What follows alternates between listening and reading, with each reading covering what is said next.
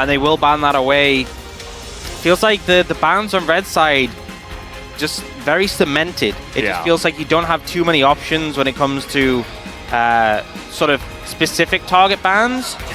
And DRX goes straight for the Kalista here. So obviously a pick we see banned a decent amount, but we haven't honestly seen it played that much on the current patch.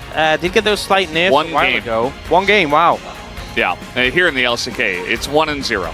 Yeah, so a powerful pick, but it definitely cements to me that Teddy and Pleta want to go hard in the bot lane. They really want to try and find an advantage there. T1 looking at the Azir for Faker. Obviously something he's very comfortable on. And then in this situation, could just end up taking a jungle for Ona here. We'll see what they opt to go for. Obviously, Nidalee not... typically we've seen a lot of these AP junglers wanting to pair with like an AD mid, but like Vi is open and very popular. Could still just go the Nidalee himself if he really wanted to. Could pick up the AD from other areas. But actually opting to go for the Senna. This feels a little bit risky. Obviously a lot of pairings to go with the Senna. It's something that T1's bot lane have played a lot, but if you end up having a melee support who has to farm, it's so difficult to walk up against like a Kalista Renata.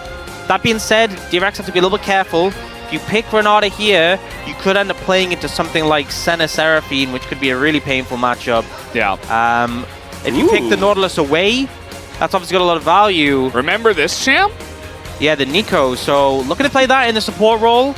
A lot of harass, and I feel like, still going to cause issues for a melee champion if Keria plays it, but not as counterable, I feel, as the Renata would have been. And it looks like they're just... has really risen in popularity here on this patch. Yep, and I think Zare's definitely someone to be comfortable on it. The Taliyah ban said to me they were maybe scared of like a Taliyah Vi pickup, but we could just see T1 take Vi themselves if they really wanted to. I think that makes the most sense here. Get that lockdown, and also against the Kalista, this is going to be a hard game to team fight into as a Kalista. You're into a Vi, you're into an Ornn, you're into an Azir. Going to be a difficult one for Teddy, even if he gets fed. Very easy to get targeted by the side of T1. And now DRX looking at the options for mid-jungle. Toying with the idea of the Viego. Honestly, like a Viego Ahri could be a pretty good combo. They go for the Viego, definitely. I'd actually go for the Aurelion Sol. This has been changed on this patch. Yeah. Got some buffs to like his overall kit in his late game, but the trade-off was they took away the tap queuing. We saw a lot of times when Aurelion Sol was played, it's like you tap Q, you proc like Comet, and you would be able to trade on the back of that. And we felt, when we were talking about this change, that the loss of that would really remove him from pro play. But yeah, who feels confident? And then Poppy coming in. For Zeus in the top lane into the Renekton. So just wanting to play a tank there. Quite a low damage composition from T1, if I'm going to be honest. Yeah, it definitely is. I mean, there is a lot of wombo combo when it comes to team fights. The Vi goes in, you've got Ornhorn, you've got Azir, but if Faker's not alive doing damage, if Guma's not alive doing damage as the game goes later, you don't really have that much. Yeah, also if you fall behind, if Guma falls behind, Senna is super vulnerable to being put behind, and she's already down in levels because of how the champion works. Yeah. And you could be like... For game number 1.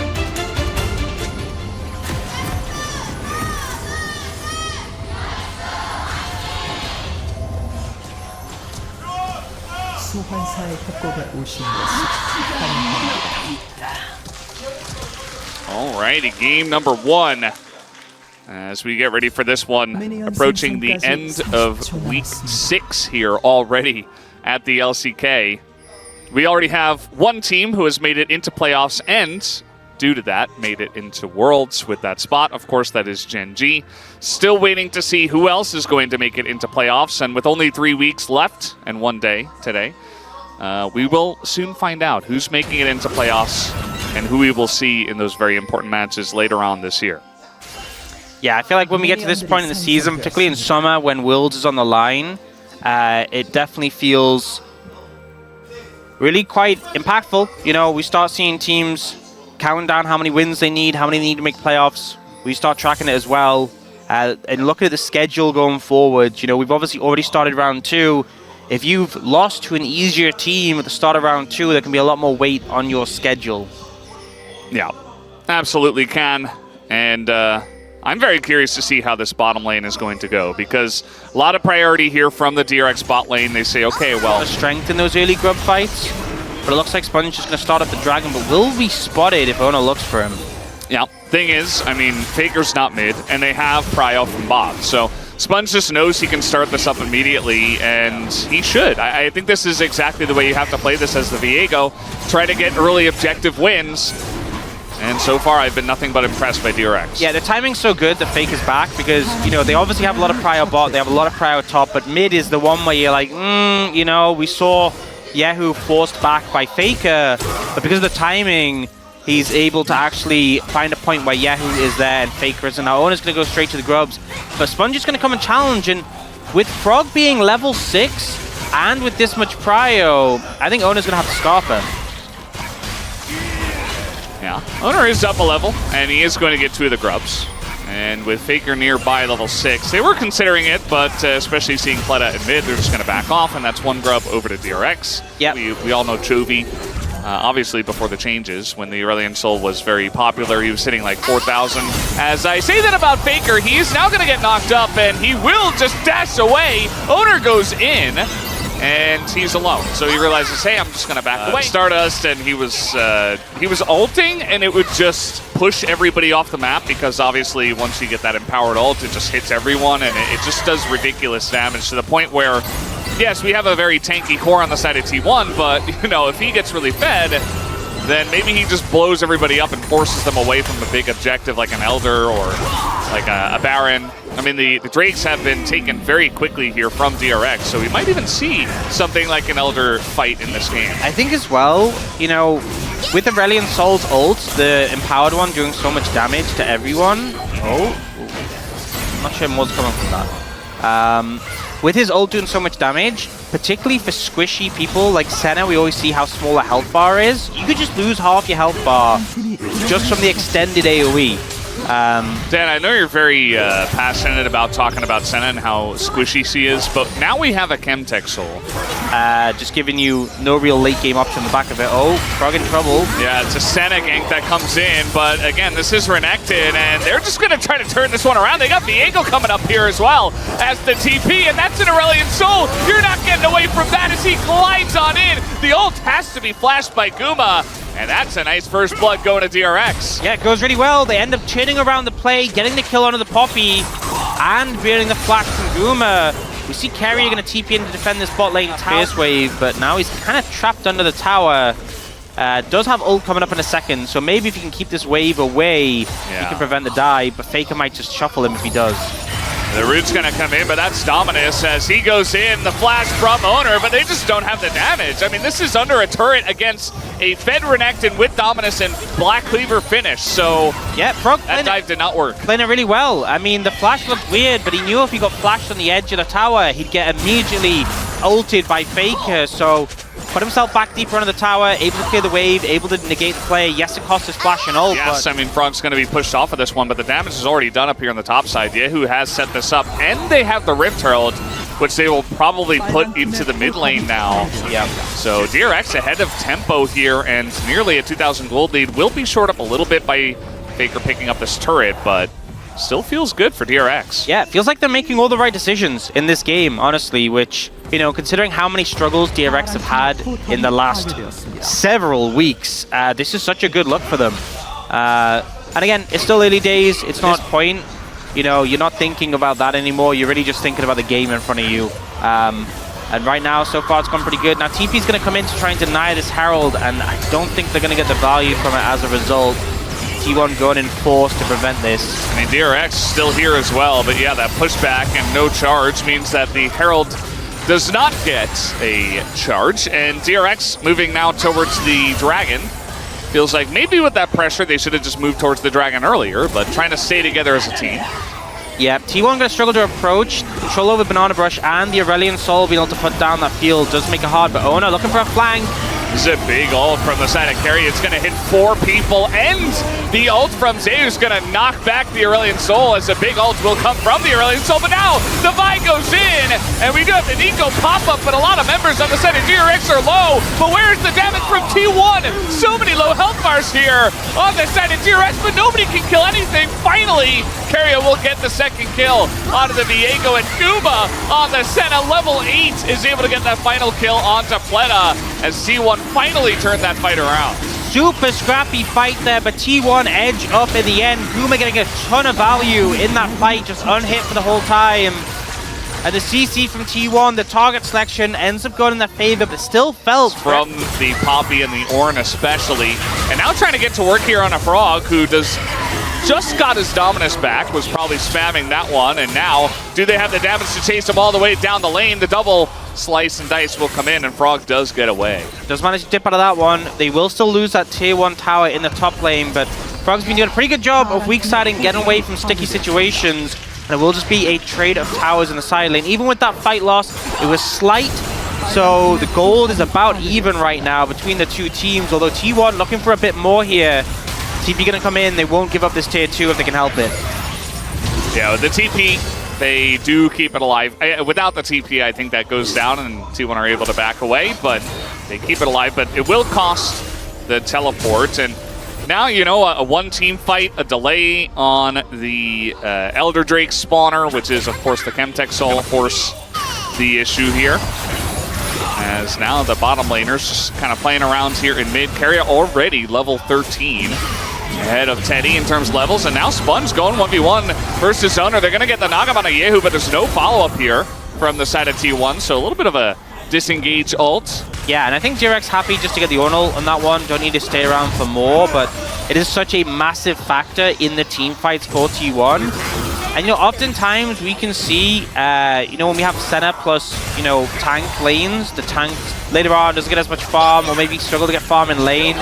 Carrier is very farmed right now. Yeah. 201 CS, he is super bulky. Not really going to chunk through this one, as the ult is going to come down, hits the Senna, and a bit of damage here on a Carrier. But obviously has his ult to buffer like a Vial, but now TP coming in, they really want this mid-tier 1, and there's nothing DRX can do to stop it. Yeah. I mean, everybody just backed, so Yehu alone is not going to try to hold on to that one.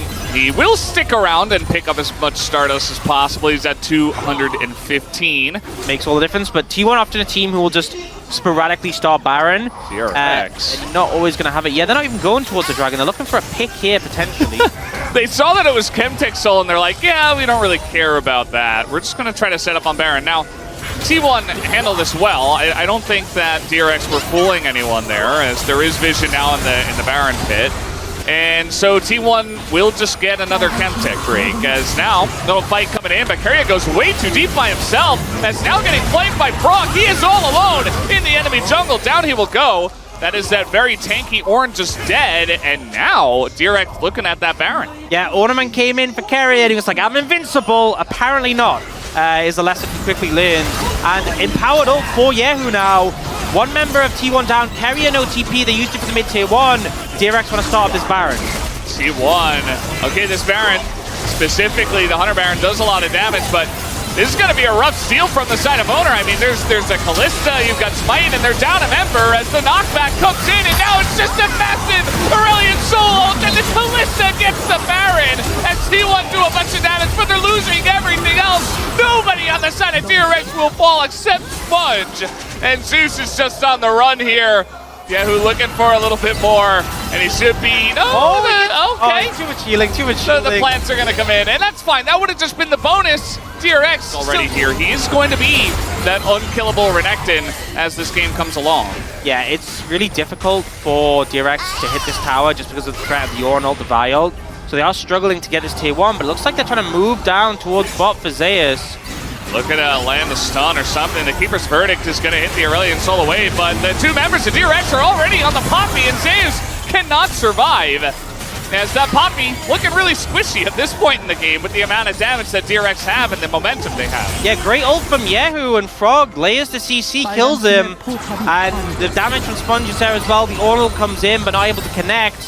Now T1 are going to try and find something here on Yehu, but they might be in trouble themselves. Oh, it's a root here on Owner. He's in a ton of trouble. I mean, look at that massive chunk that the Aurelion Soul is at this point, and the Vi alone is obviously going to be taken down. The only gold lead is on the Ornn. As Sponge, he's going to get a flash out of the Senna as well. That means that Guma's going to have less survivability on the next Aurelion Soul ult. This is all just going swiftly downhill as DRX have a massive snowball that they have rolled in this game. Yep, they managed to get the mid tier 1, they managed to get the bot tier 2, they managed to get some more kills as well. They can be so happy with just how this game is going so far. T1 set up for the Dragon again. It's only a Chemtech, but DRX not going to let them get this one for free. Yeah, this time around, DRX want to fight for it, as a lot of poke damage is coming out of the Azir. Faker doing a good job of that. But is it going to be effective damage here? As we don't have the empowered ult, and a lot of damage does go into the Dragon, as T1 will take it down. DRX say, okay, you poked us out. We're not going to try to force this one. It's just Chemtech Drake. Doesn't do much for us. And now just kind of chasing T1 through their own jungle. They want to push and get some mid-prio here and maybe take down another turret. But now, Peria going to throw his ult as the flank is coming in. Sponge in a really rough spot. As now the ult from the Poppy's going to knock him away. Yehu's all alone on the top side of this one as these fights have been so messy. Pleta, a massive ult as Faker in a lot of trouble, has to flash away. Keria going in by himself. He's got Guma on the backside. Yehu's going to go down by himself. Keria is so tanky, but does eventually go down to the human nexus that is Teddy. T1 looking for a little bit more on the chase as the charge comes in from Zeus, and it looks like Pleta will have to give his life for the team. T1 managed to find that engage, and that's the danger against his composition. Oh, Teddy! The flash comes in. That's a shutdown for the Vi, and importantly, Teddy will be taken down, and Baron spawns in 15 seconds. Yeah, they're not going to be up in time to deal with it yet. They absolutely can with Yehu and how gigantic this Dragon is, but the Ornn ult comes in as T1 look for the turn, and they get absolutely bombed in the river. Massive damage comes out from the Aurelion Soul as Yehu, he is going to go down to Faker though, who is doing an insane amount of damage, and now Zeus and Keria able to win a 2v2 up there. Frog trades one back, but man, that Aurelion Soul ult was insane, and DRX stopped the Baron attempt. One of the things that got buffed, you know, the nerf to the tap cube with the buff to the ult damage, and you could see it there. And now DRX, they can start it up. They don't have a jungler, but they have a Kalista, and that's all you need. They got a Kalista, they've got a tank, and this Baron does do a lot of damage. You see Frog is getting a little bit low, and Faker with the Mega Cone is just going to go to the north side here alongside of Zeus and try to fight this straight up. Pleta just trying to avoid it as the Fate's Call, they dodge the ult from the Poppy, but they take out two, and it's only Teddy who does get the Baron, and wait, Teddy! 1v2ing! Teddy able to stand up to two, and no! Will take him down at the last moment. He gets the Baron, he gets Faker, but Zeus is too much for him. Oh, I mean, they have like the Nico ult, that would be huge. So maybe they'll rely on that, but just gonna go for the Drake, as they do have just an intense amount of damage. The smite comes in, and the Kalista secures it. And T1 say, well, you get it. We'll try to get mid-prio. Frog in a lot of trouble, goes for the Dominus, is gonna get swept in the team, and Frog is just so tanky though, as the rest of DRX is coming on over. They want to take the fight. Owner is in a lot of trouble, but the Yehu ult doesn't do that much damage, and down will go the Renekton. And now Yehu's on the run. Pleta's on the other side of the fight as here comes Faker once again, looking for more. But the peel comes in from Sponge to help out Teddy. Nobody can get on this Kalista as they're trying to lock the soldier forward. And Owner, here comes Zeus looking for this, but the Sonya's is going to keep him alive. And the rest of the team is able to dive under the turret. Zeus is able to lock them in place. As now Teddy, the range from the Senna is too long. And maybe, just maybe, T1 has won a big team fight. I don't think they'll win the game, as now they're trying to get Pleta here, who was just pushing mid, and he will just die. Yeah, the human nexus, but Guma is now a fountain laser and just runs him down. T1 managed to get a clean sweep in that fight. Pleta trying to push the wave out to stop the game being ended. The ult wasn't empowered, unfortunately. They only get a GA, and then the chase down. The slows from the center really starting to be a problem for the side of DRX. Sponge gets caught up by Keria, and it's just flank from Zeus as well at the end. Zhonya's from Yahoo is great, but this Poppy is so tanky. Yeah. The tower just not doing enough. Massive shields too. You know, they have 3 Chemtech Drakes, so it actually does make a decent difference, helps them out there. And eventually, the Fountain Laser, as you mentioned, this time is... And they are starting it up. DRX have vision, but T1 have their engages ready to play interrupt on whoever approaches. Yeah, I'm looking for this Keeper's Verdict right now as the ult comes in from Frog. They want to get... Oh, the massive knockup from the side of Pleta and the follow-up, but T1 are still turning this one around, but Faker the first one to go down. Guma's also going to hit the deck. The rest of the team, though, is dead on the side of DRX, but this Viego is getting reset. Finally does go down as it's just the 2 tanks left, and the Dragon is just breathing on everyone. A triple kill comes through, and Sage will go down as well. And they have that damage to get the job done. Pleta with the monster ink. Soul right now ends up finding this beautiful angle. The flash, 4 members there, and then the ult follow-up on the backline, and they just get melted.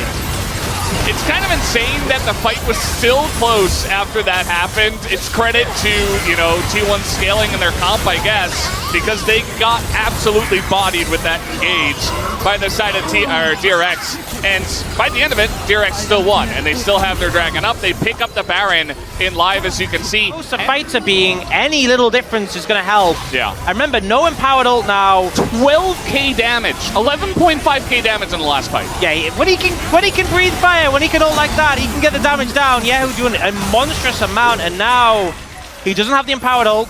They don't end up fighting the Chemtech Soul. T1 will get it, but Yahoo has to be the focus target, I feel. If he gets another ult like that, it might just be game over.